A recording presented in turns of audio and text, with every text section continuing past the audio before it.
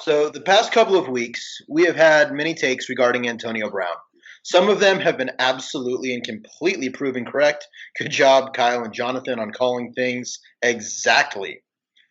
More has happened since our last podcast that we would normally want to discuss here. However, reports have come out that make it irresponsible for us to continue discussing the situation. It is the standard of this podcast to avoid commenting on situations like this without all the facts. Media in general, and sports media specifically, has become a force that rushes to judgment based on emotions and early claims. This is a poor mindset to have and one that hurts everyone. Therefore, we will not be speaking any further on Antonio Brown. Thank you for understanding. I think that sums it up. Where, like, if he eventually gets on a football field, we'll talk about it. Yeah. Yeah. And we'll talk about that kind of a thing. And so for the rest of the podcast, no one can mention Antonio Brown, otherwise I'm a hypocrite. So. All right. Watch him be the first person to mention him. As I say, as soon as I finish reading the introduction, Antonio Brown, Antonio Brown, Antonio Brown.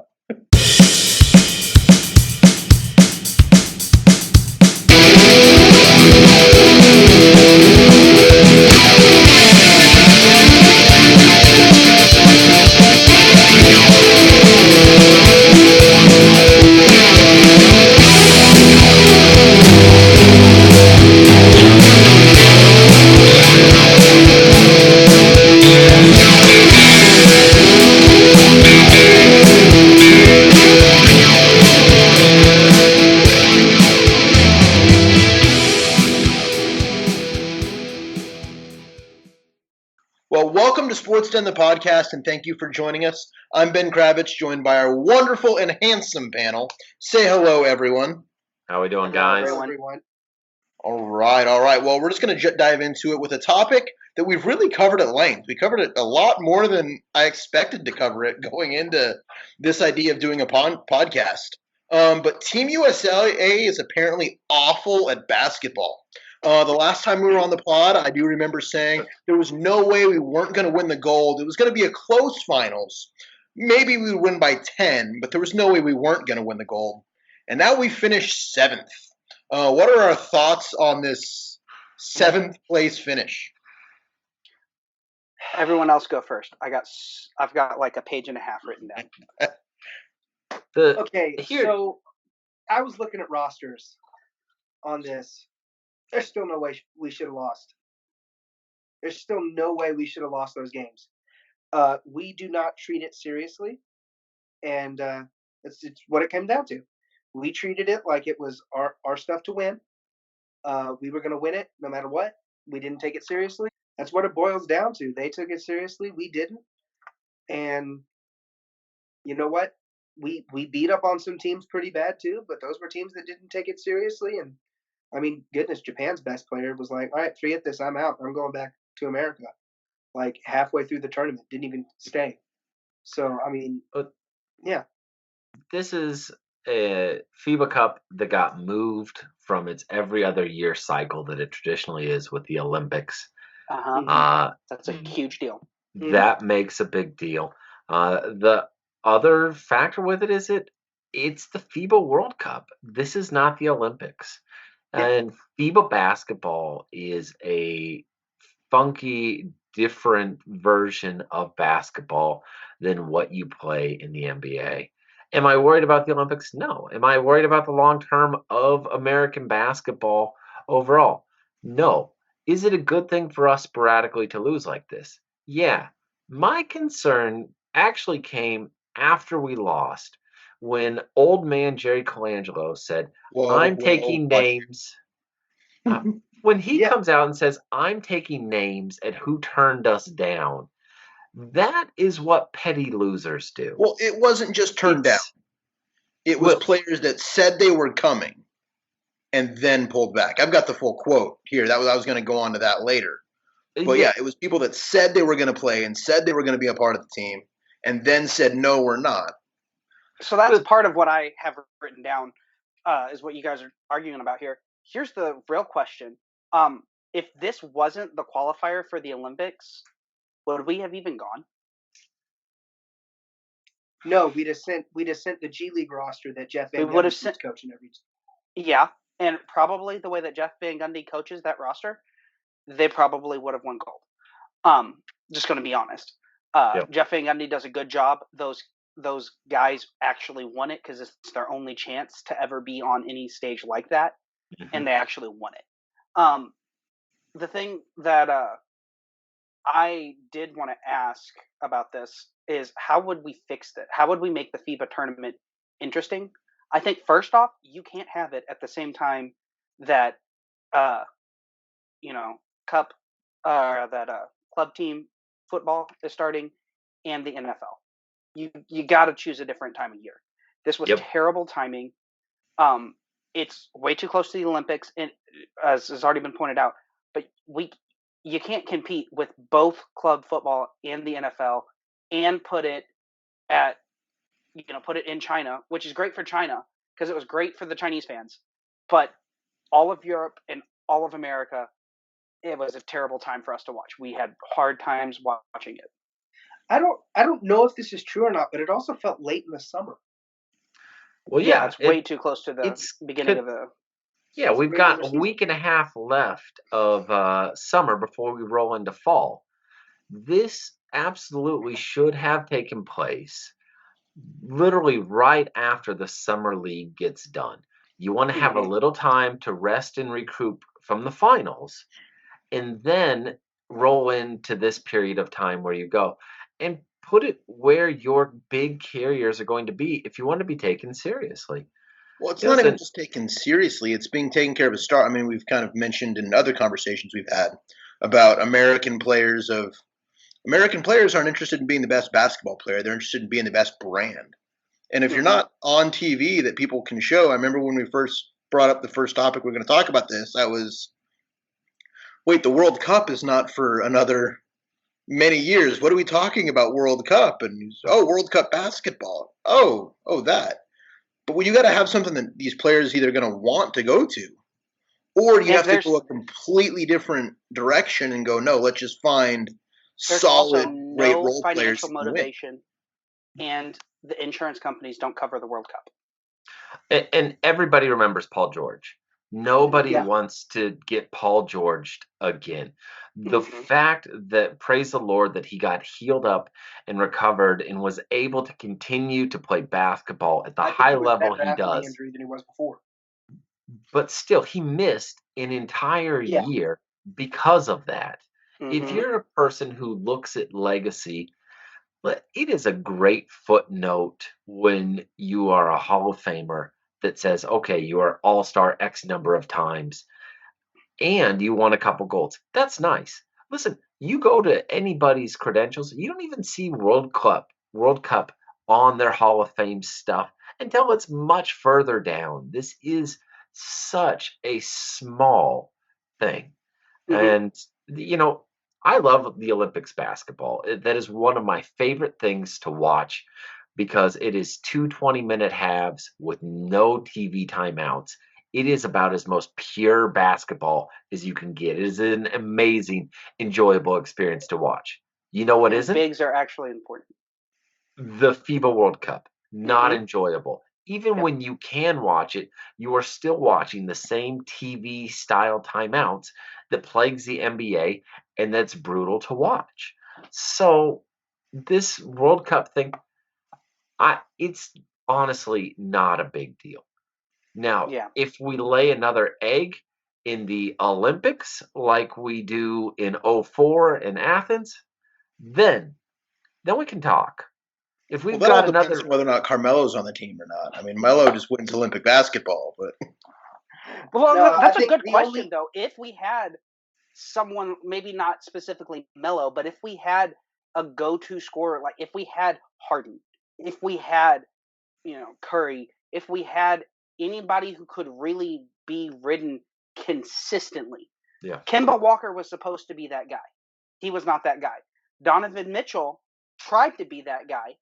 But unfortunately, we were up against his teammate, and his teammate knew all of his moves. The player we missed the most, honestly, the player we missed the most is Booker. That was who, if Booker, a single player Who would we know? Booker. I Because disagree. that's a guy that should have been in this game, or should have been He on. should have been, but that's not who I think. It would have fit really well for him to be on there. He's that rising star. This really could have done a lot for him, and he would have been the guy to drive in, get everyone to suck in with Kemba Walker, kick it out. Booker hits a three, done. I don't think any rising person's name would have been lifted with a great showing in this tournament in any way, shape, or form. Booker made the right call setting this out. Tatum got lucky that he didn't get injured more seriously with his ankle. This is not the Olympics. A good showing here does not propel your brand. You can build your Chinese brand without having to do these tournaments. Starberry is huge in China. Damian Lillard with his shoe goes over there all the time. CJ McCollum has his own Chinese shoe label, the same as Dwayne Wade, because you can build these inroads without having to go and put your body in risk. And you look, James Harden's practicing with these guys who turned them down in 5-on-5 gyms to just practice the little things to get better, which is allegedly what these tournaments are supposed to do. But Pop is not the nicest guy. Steve Kerr has been known to ride people, even though he can, quote, be a player's coach. You saw with Kevin Durant leaving saying, I never really felt welcome, that Kerr's got more of that Popovich line in him. And the previous coach, Coach K, he's a college coach. He gets it. People were excited to go play for Coach K. But there's not a new Coach K level individual in college basketball that people are just like, I want to sign up and play for him. And so when Coach K stepped down, I think that was a bigger thing than people want to acknowledge.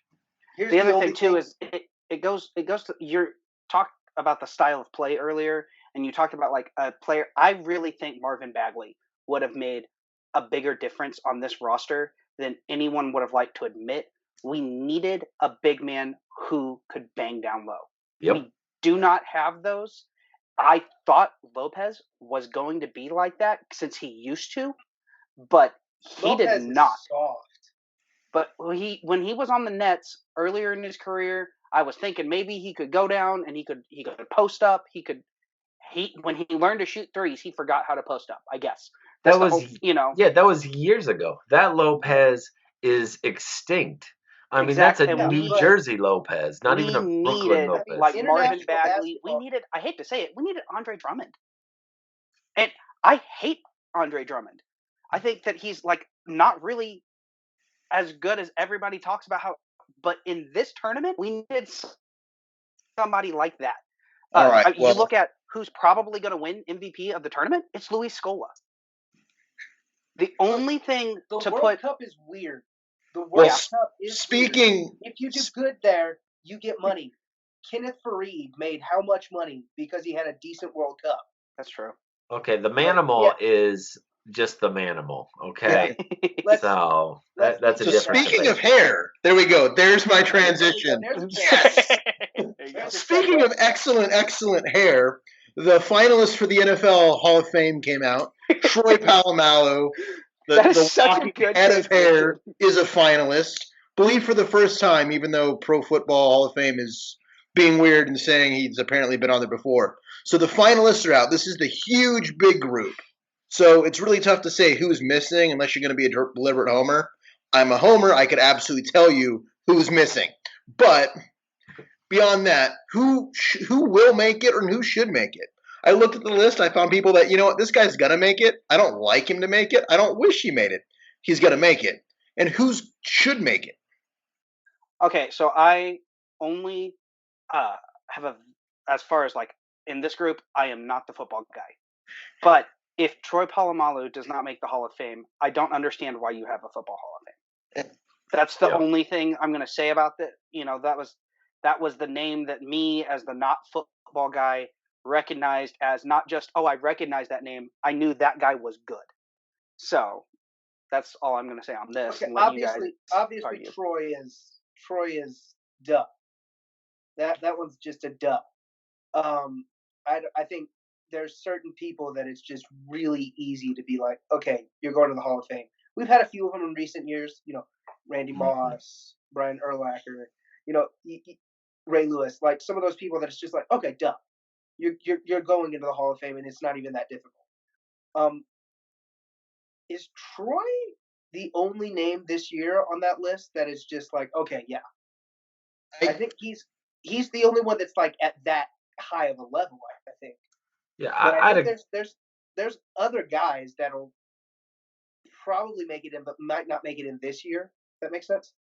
This is my spot where I not just to sound like the homer because I'm in his jersey, but there is a huge lack of this position in the Hall of Fame, and it needs to be rectified, and that's the fullback. Yeah. If there's any year, my two guys I would put in would be Mike Allstott and Lorenzo O'Neal. Mm-hmm. Those guys were incredible. When you look at the career that O'Neal made, that guy made 1,000-yard rushers just appear out of nowhere, and he would leave, and you would see a 20% decrease in the guy's production that he was blocking for. And Mike Allstott was the reason that the Buccaneers won that Super Bowl. Those guys are my people that you fix it. Because sometimes you just have a year where you need to correct it.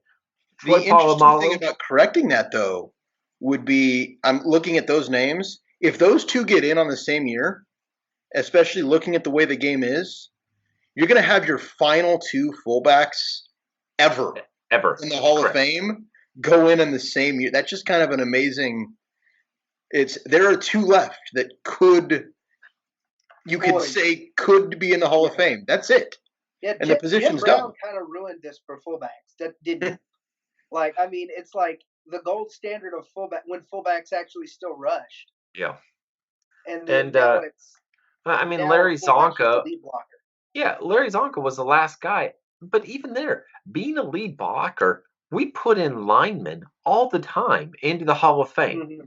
The mere fact that these guys line up in between the primary ball handler and the quarterback should not diminish their role on the field.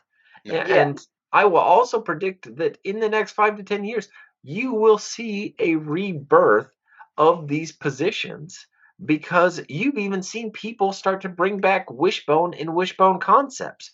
Yeah. So to see a guy who is a Mike Allstott 255 and can run you over. My favorite play of all time. Please go on YouTube. This was when Mike Allstott was playing against the Minnesota Vikings. Sorry, Sean. I know you're not on the pod, but when he ran over 10 of the 13 Viking players to score a touchdown, it was incredible. So this position, here's the question. We'll come back. Here's the question: when are we just going to get a hybrid? Like someone's just going to stick a tight end. Well, I think that'll be the future. Because you think, high school football is 7-on-7, and 7-on-7 doesn't have a fullback. So what are we running there? No, you're going to take a tight end, and you're going to find a big giant tight end, or you're going to do the gimmick thing, which it's so effective. I don't understand why it's still a gimmick of putting your defensive tackle in at fullback and letting him run the ball. It works. Why do everyone does it and they laugh and it's fun and then they score all the time with it? But then just stick a tight end there and then let your fullback run routes. Yeah, these things will come back. You see Rob Gronkowski, who could do both. You had these, you ebbs and flows. You had a Tony Gonzalez who exploded, which led to the Antonio Gates, the Jimmy Graham tight ends, who were big guys who, quote unquote, were tight ends, but they weren't. And then you see a Rob Gronkowski come back, and that guy could do both. And people are like, we should have you mimic Rob Gronkowski. And then you see TJ, the rookie in the Lions, who is Rob Gronkowski 2.0, just destroy it week one because he could handle both the run block and the route running. And at that point, you don't know what they're going to do. You see Jimmy Graham line up to block you know it's a double coming down because he's not going to take anybody one-on-one. He's not standing there with your defensive ends and buying you additional time. That's crazy. My other guys, I really think that Rondé Barber is going to do well here. His brother's not, but he will. You're right. Tiki's not. But Rondé was part of that legendary Bucks D. I want Lynch to make it. I don't think he will. Barber was a bigger cog. So I've got my 5 is the 2 fullbacks, obviously Polamalu, Barber, and then either Steve Hutchinson or Jeff Saturday. One of those 2 linemen should go in. Jeff Saturday, really, what he and Peyton Manning did revolutionized how the offense is played. And it wasn't just Peyton, because Saturday's line audibles were incredible. The way he, as a center, would control the line, set the bar. He made that position. How does a quarterback that runs a 5.5, whatever it was that Manning run, how does he become a Hall of Famer? He doesn't have to move. Why doesn't he have to move? He's got Jeff Saturday. Absolutely. Yeah. I think a 5.5 might be generous. At one point, with someone chasing him, I'm sure he ran a 5.5. His forehead grew. His forehead grew, and it caused a lot of wind drag. I think that 5.5 time is only if he's being chased by a grizzly bear. There is no way that Peyton Manning hits 5.5. I don't remember his combine. Now I wish I looked it up, but yeah, that'll be a good topic for a future pod. Least athletic Hall of Famers. But this is of the Hall of Fames. This is one of my favorite ones, just because it is tough to get in. You know, there was some comments about my NBA choices, and I love how the NFL Hall of Fame does it. You have your X period of time, and then if you don't make it in, you're not in. I'm 36 years old. If I can't remember you playing and you're getting added now, why are you getting in?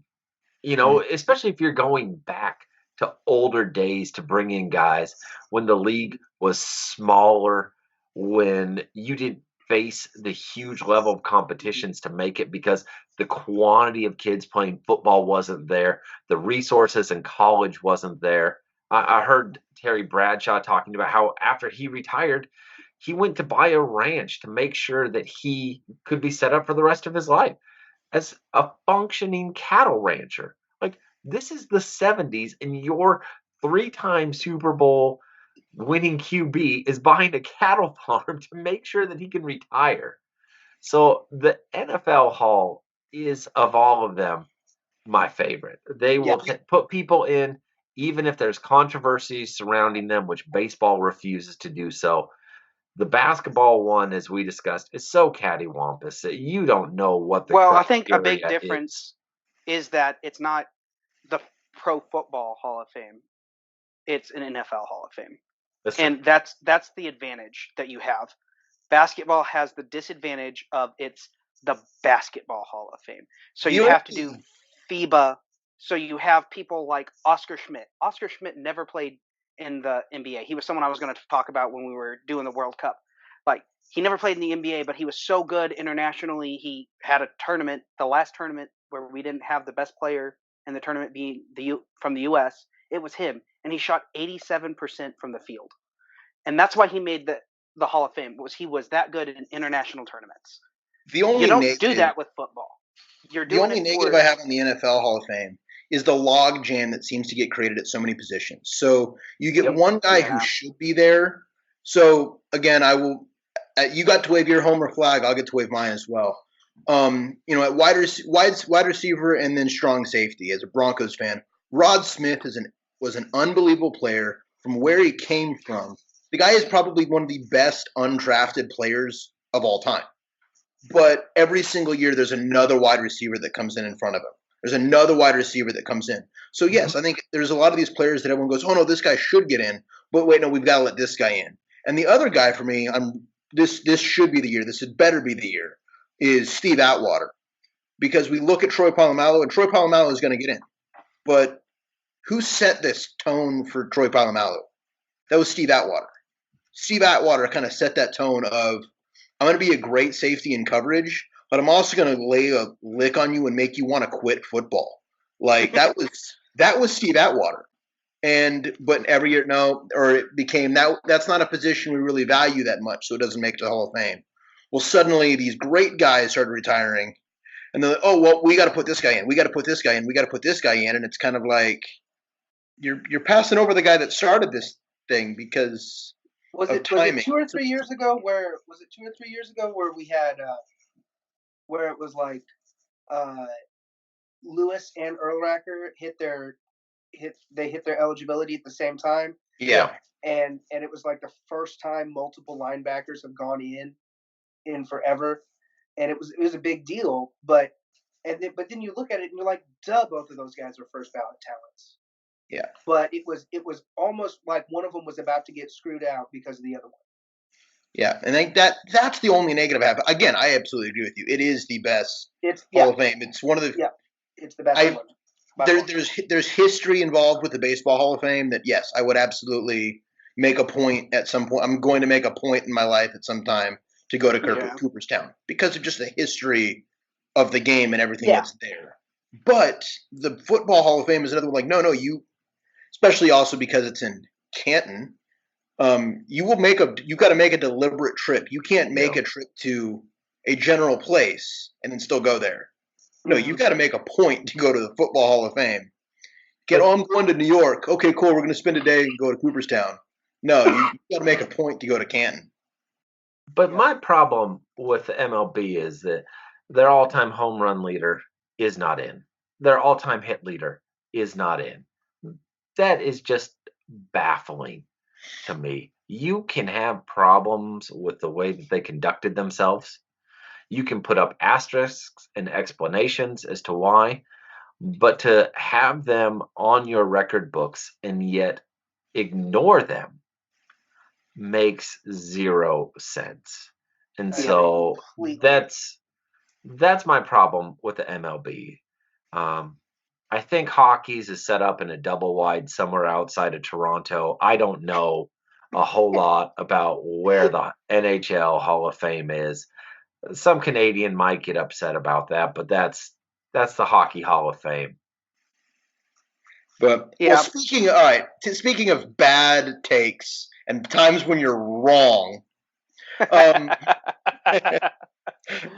sorry, that was forced, but I'll take it. So members of this podcast said some interesting things about a certain quarterback who plays in Dallas earlier in this podcast trip. Maybe some negative things, and some of them have said they would like to apologize because they're wrong. I'm going to give them the floor first on that. But then also, any other areas where you look and you say, you know what, I had a really good feeling about something this year, and here we are a week in, and you can say, you know what, I may not be totally wrong, but I don't think I was totally right either.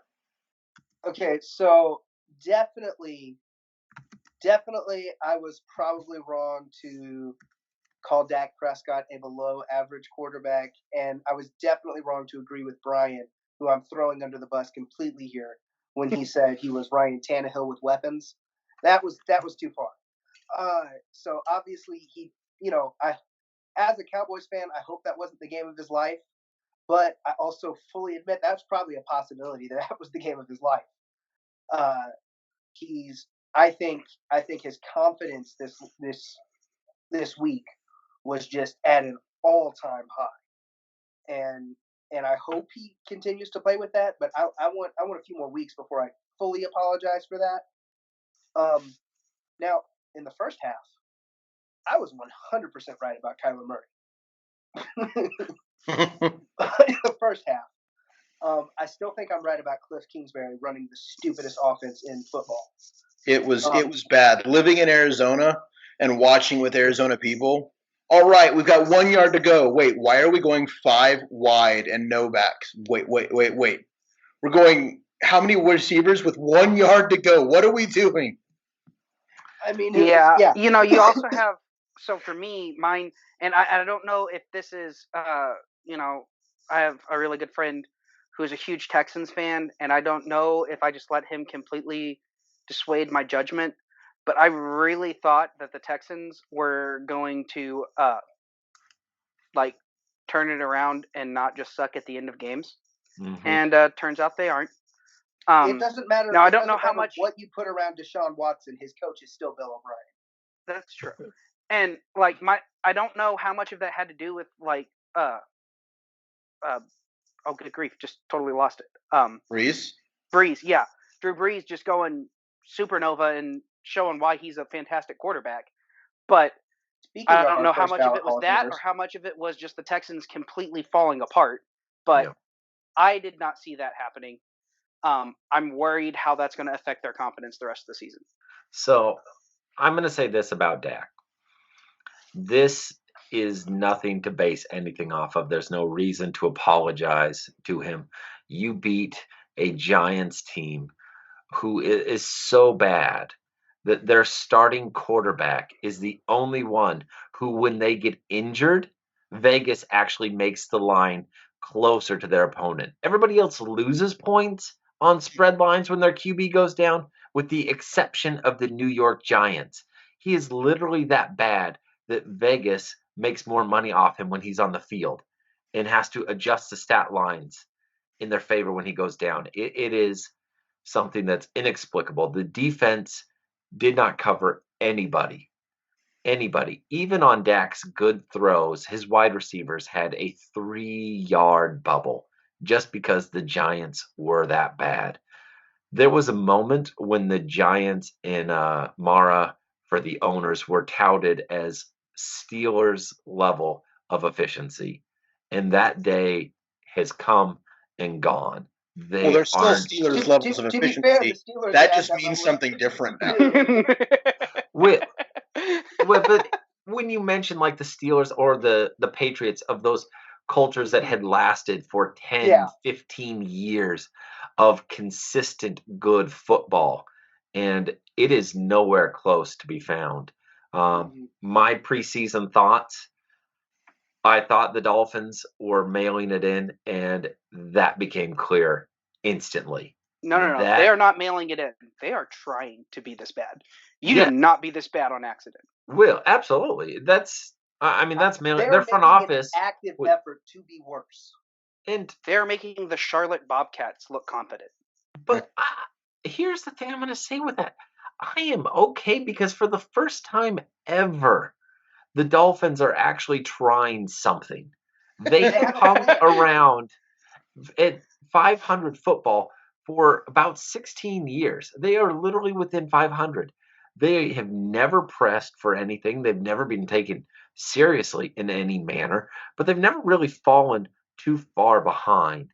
And at some point, thankfully, somebody looked and said, hey, let's just blow this thing up, get draft picks. We don't see anybody going for Tua. They've got zero faith in Josh Rosen.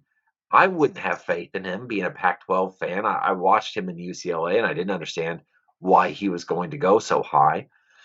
And they have just said, we need a QB who can do it. And we've seen Tua play. Now, he's not looking great at the start of this year, but he is better than either Fitzmagic, who is good for 3 games out of a 16-game season, or Josh Rosen, who he's Josh Rosen.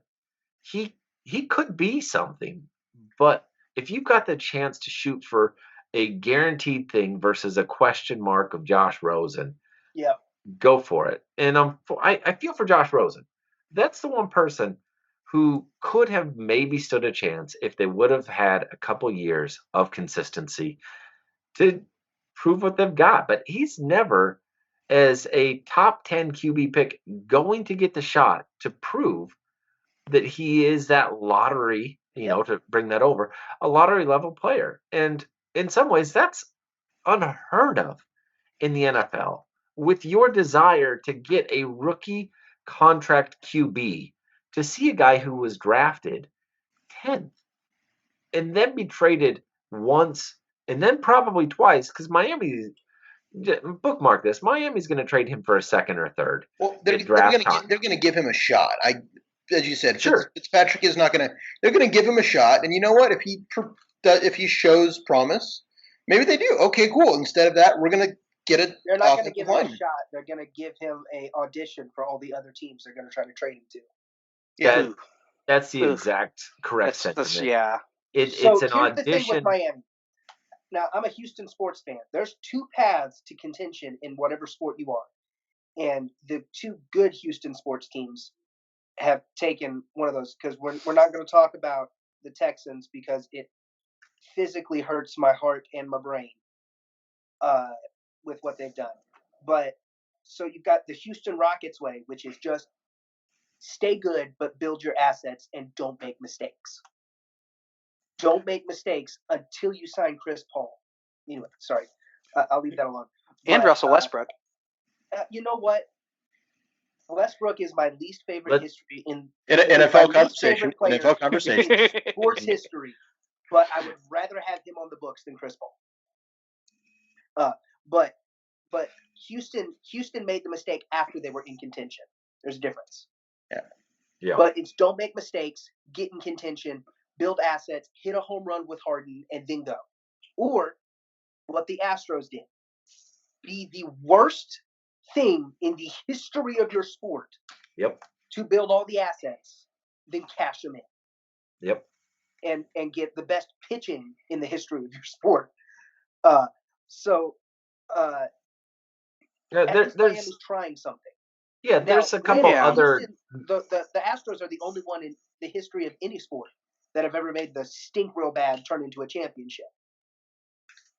Well, the other thing that's been interesting with from the NFL perspective and I kind of mentioned this a little bit in some conversations we had, I can't remember of another team from week one saying, like, yes, there were the Browns, but I don't know if the Browns were actively trying to be that bad or if they were just, in fact, that they, responding from some of the coaches. They went out there week one wanting and trying their best to win.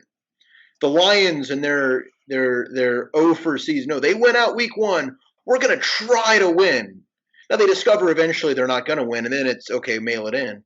But I cannot think of another team that I really believed week one, no, we have no intention of attempting to win any game this season. The players want to win. That's why the players want out of the team. Yeah, these are prideful guys who have always been the best in their junior high ball, in high school, in college. To make it to this level, you're a different beast. And they know it. And they know this simple fact that their name is on the line. And when your name is on the line, you stand up and you go a little harder because you do not want to be an 0-16 team. But the GM has realized, as was pointed out, there's two options to rebuild. And I will say that the Rockets and how they have done their building with the crazy quantity of trades, that is the hardest thing to do. The easiest route is to get a number one pick who is a great QB and ride him to the Super Bowl. When you look at Super Bowl winners, you have your outlier, Tom Brady, but everybody else is a, minus. That's also a big outlier, though. Well, sure, but he still only has had 6 wins. He's got 6 rings, so it's like even in the scope of from 2000 to now, or 2001 to now, that's 6 of the available 19. So there's 13 other people who have won, and they've all been first-round picks. They've all been first-round picks, but if with the exception of Russell Wilson, who's only got 1 ring as well. So, and the other thing that I was going to bring up with the Russell Wilson thing, of kind of the way you were saying, it's that rookie quarterback, that rookie. You've got Big Ben in the first one. You've got Wilson, who was a 17th overall pick in the first round. Yeah, he was a first rounder. But so was Joe Flacco. It's been one of those things that I've heard everyone talk about you got to ride that rookie on his rookie wage scale, the rookie quarterback. You got to ride that basic thing, and it's worked a couple times. Yeah, Because actually, who ends up winning it? Yeah, it may be your first round. It's your first round pick kind of thing. But it's not your. They don't win. They may get to your Super Bowl young, but they don't win it there. They don't win it at rookie. But the other spot that I was at, I'll admit I was somewhat wrong, was the Bears. I expected the Bears offense to have taken a step forward. And that I'm going to admit right away that was wrong. I mean, we shouldn't talk totally about fantasy, but I drafted Mitchell Trubisky knowing, no, he's going to last. This is going to be a good, solid thing forward. And yeah, they spent all that time looking for a kicker when maybe they should have looked for an offensive coordinator. Yeah. But it doesn't matter how good your kicker is if you can't even get in the field goal range. Yeah. Yep.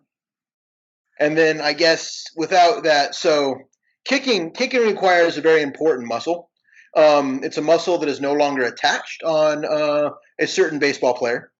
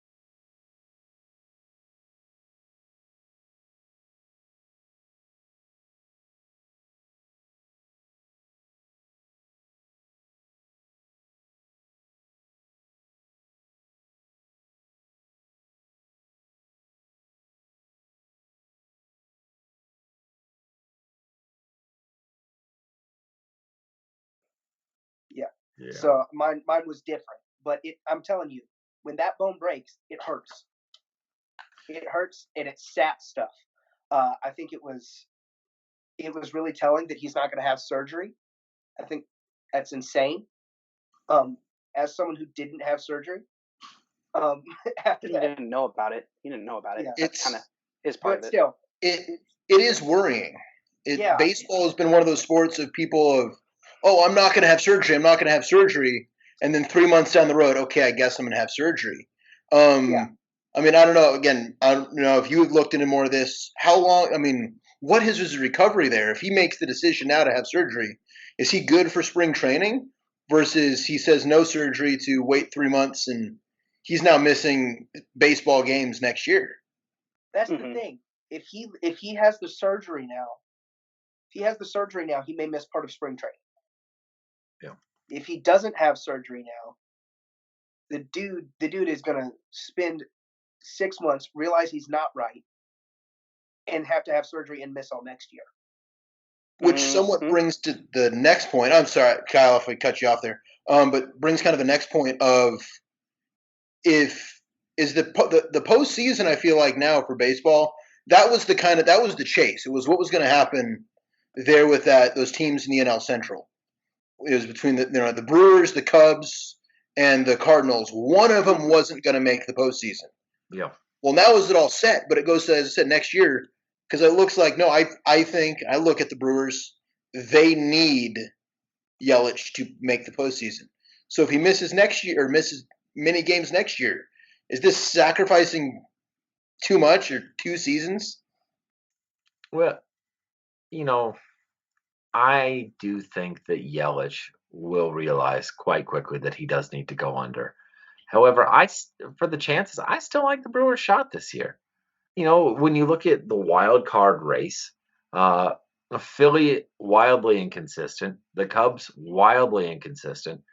The Cubs bullpen is atrocious. You have uncertainty with Joe Madden. You hear rumors that Theo Epstein does not want to pay a manager. what you pay somebody like Joe Madden because he is that good. And so you fully expect the Cubs to be the Cubs. They've had a great run at it, but there's a reason we call them the Cubbies, is because that this is what they do. Um, and I like the Brewers' shot of getting into the wild card. Are they going to go further? I want them to. And I also love Yelich. Like, that guy suffered through the Marlins, got purchased by Jeter, and then sold off for peanuts, and he kept a good attitude. Yeah. You root for a guy like that. This is just one of those moments where there's guys who do things the right way and shouldn't get the injuries, and Yelich is one of those guys. I mean, Manny Machado gets this injury. None of us are feeling incredibly terrible outside of what normal humans being feel for him. But with what Yelich has gone through, you feel a little extra for the guy, and you feel a little more for Milwaukee. They should have for it been. to happen right as he's breaking out into what is expected to be such a great career. Yeah.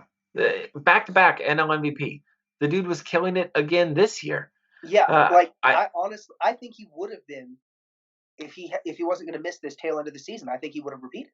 Yeah, absolutely. And then it builds for the future. And now we just pray he doesn't enter into one of those awful what if careers that has been plagued by injuries that happens across all sports.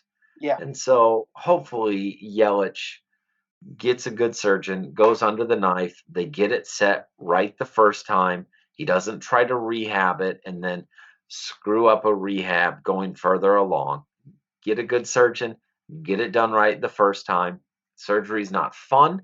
It might potentially limit the returns, but your floor is much higher, even if your ceiling is minutely diminished versus natural recovery. Mm-hmm. So as we look at the future of one team in Milwaukee, we look at a team that really didn't look, apparently was that concerned with the future in the Red Sox. You know, going all in on 1 year, going for that one thing in the ring, and then the next year not actually even being that bad. I mean, prospectively, I mean, I'm looking at the standings now. They're 7 games over 500, and yes, they're 10 games out of the wild card spot, but it's a slightly down year. But they fired the boss because he went all in on 1 year. So, is this something that you would want to see I mean, is this something? Are you willing to see your team go? No, we're going to go all in for a ring. I don't know. I kind of look at it as two perspectives. Of you got a large market in Boston that, you know what, you've got enough money to spend that your down years, you're looking at 1 or 2 because then you buy enough free agents the next time to go through. You're never really going to have a true down year. The other perspective, as a fan of the Rockies, who's never actually won a World Series, much less ever won the division, I have to ask myself, and I don't have, would I trade 5 years of 500-ish baseball, you know, a little bit above, a little bit below, if we got a World Series ring? I can't exactly say that I wouldn't make that trade. Yeah, so this is the difference. The Red Sox already had rings. Yeah. It's not an apples to apples comparison with the Red Sox and another team that just did this, Toronto. Yeah. Toronto had one chance ever to make a deep playoff. The only reason they leveraged everything is LeBron left. Yep. I don't even think they make the Kawhi trade if LeBron had stayed in the East. Mm-hmm. Probably not. Yeah. Or you can even go farther back. You can go farther back. The Mavs. Like, sorry, but they tried to play this whole, you know, they could have gone all in, kept that team together, and tried to compete more. And instead, they focused on the future right after their ring and cared more about the future, but more about some hypothetical future than the future that was right in front of them. They didn't re-sign Tyson Chandler because they wanted to get Dwight Howard the next year. Mm-hmm. They would only sign 1-year deals. because they wanted to get Dwight Howard, they wanted to get Chris Paul. You know what else they did? They passed on drafting Giannis Antetokounmpo to save a couple $1,000, not even $1 million, a couple $1,000, so that they could just save just that little bit, so that they could give somebody a veteran's minimum, so that he wouldn't be on the books the next year to try to get Dwight Howard or Chris Paul or somebody like that. Sometimes I wouldn't have minded us saying, let's not worry about the future. Let's worry about what we have with Dirk right now. Now, we have Doncic, we have, things are good now. But sometimes you need to say, right now is our chance. I feel like we could have repeated. Yeah. I feel like if we would have kept that team together, the chemistry was strong, we could have repeated. Now, that's probably a little bit of a homer take, but we had Caron Butler coming back. We had a lot of stuff that could have gone really well. At the very least, you could have flipped some of those guys for Dwight when he demanded a trade later. Yeah, I mean, you weren't beating Miami after a year of gelling. That Cuban could have seen. But really, the question of, do you want it? I mean, when we look at teams who have won, the Florida Marlins have more World Series championships than the Chicago Cubs. When you ask yourself, which franchise would you rather be? Listen, a W is a W. You win, you won. Yeah. Right here, 97-03, both Florida Marlins. And you look at this mess that Boston found themselves in, and I don't feel sorry for Boston, because this is Dave Dombrowski, or however one does pronounce his last name. This is his MO. Dave mortgages the future to win in the now. You don't hire that guy to do the job that you want him to do and then get mad that he does what he does. This is like the people who go to Yellowstone, try to take a selfie in front of a buffalo, and then complain that they get gorged. That is what a buffalo does. This is what Dave does. And so you look at these things, he got you a World Series ring, and you talk about continuity, he pretty much brought back the same team. And they're not bad. They're plus minus for run different. They're plus 70. They are really good in the plus minus run differential, but their bullpen struggles. And then you hear reports that they're going to potentially try to get under the luxury tax and either trade JD Martinez or Mookie Betts. And I got to tell you, trading Mookie Betts because you overpaid for David Bryce and Chris Sale when you asked him to do that is one of the most ludicrous things you can ever hear of. I see this as a fan who wants to see them do poorly. Yes, trade him. But here's the thing, though, that you're it's a different perspective, because they've already won. There's not that desire. There's not that pressure. Like, have you ever talked to a Boston fan? There's not that desire. Have you ever met anybody from Boston? That's fair. But what I'm trying, even then, there's still a little bit. 7 in a row. They'll lose the next year and then whine and complain because they lost one year and didn't win 8 in a row. That's because they just fired. That's the topic. They just fired a guy who's 7 games over 500 and won him a World Series last year. Who's gonna win 80 games? They're gonna win 80 games this year. This is fairly certain they're gonna win 80 games this year. This is how big that Boston sports think it is. I looked it up. There's been 22 repeat champions, World Series champions in history. Now that number's inflated a little bit because the Yankees had the random 4 and 5 peats they had back in the 30s and the 50s, and then but there's been 22 total times where the team that won the World Series won the World Series next year. There's been 113 World Series. It's like 18% of the time. Boston fired their guy because they weren't in the chance to be 18%. And to Dude, put in the the San Francisco asterisk, Giants made a living off winning a World Series and then missing the playoffs the next year for the entire last half of this decade. yeah. And to just put that asterisk in there, no one has won back-to-back World Series since 2000. Yeah, It is not an 20 easy years. thing to do. The scouting Wow. has gotten infinitely better. Injuries, Infinitely. everything happened.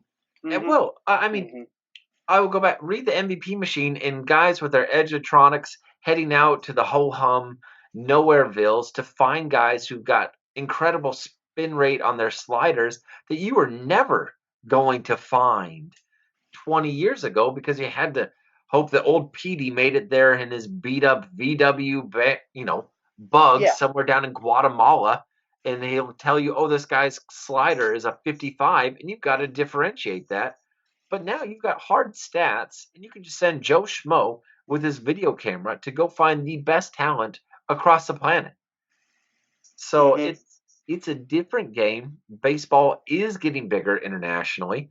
You see it with the Japanese leagues getting stronger. Eric Thames went over there and blew up and got so big that the Brewers called him back and said, hey, come play for us again. Here's millions of dollars. You didn't see that happening very often before this. The baseball world is getting better. So I have a theory on that. I actually think we're going to start seeing more high-tier high school players are going to go play in Japan first because it's better competition where they're going to be treated better. It's an interesting theory. You'll get paid better. The Japanese love Americans, so that's a nice perk, and they love baseball. I don't know about the Cultural, competition. as someone who's grown up in multiple cultures, I do wonder how the average American would handle that. Yeah, I've spent a little bit of time in Japan. Um, I think you'd be okay because they will treat you better than any place. They're obviously, anytime you're dealing with different cultures, that's a touchy thing. But even America's got different cultures. I That's travel from the Northwest and I go down south and I'm there for a week. I just came back from Louisiana. You are correct.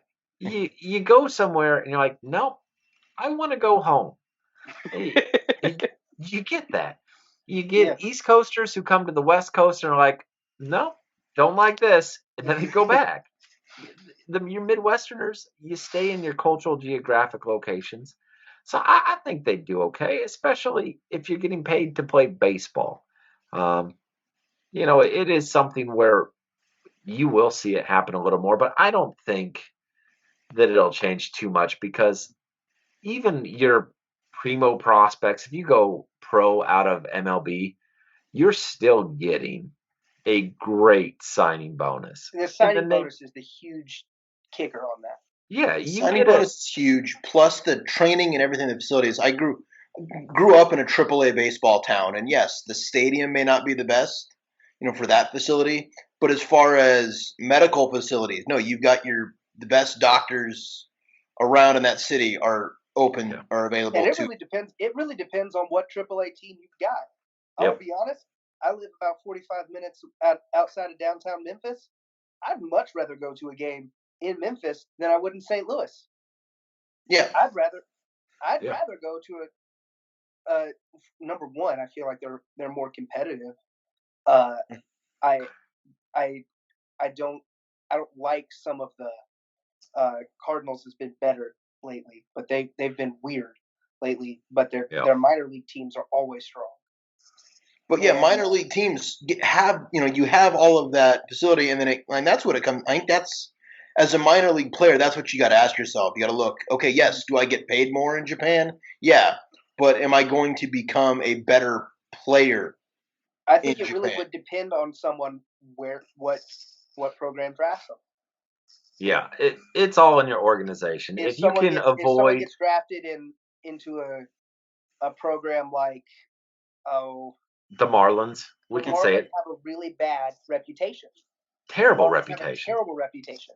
They're not like Houston or St. Boston Louis or Boston or that Yankees.